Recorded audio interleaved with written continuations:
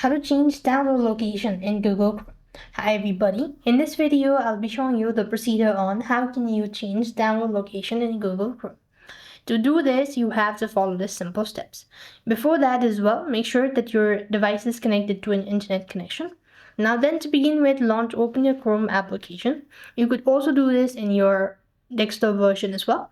Now, when you open the Chrome, tap on the three dot icon from the top right corner of your screen. And as you click on it, go to the settings from a drop down list. And when you go to the settings section, you want to go ahead and in the menu find and look for the download section. You want to scroll down a bit and there it is. Over here, this is the download location. You want to click that out. And what next you want to do is you just want to make sure to change the location. If you're able to do it, so you could go ahead and change the location. So now I'm just going to go and press on it. And as you could see, I'll not be able to change the location, but you'll see the current default download location displayed. You could click on it or tap on it to change the button next to it.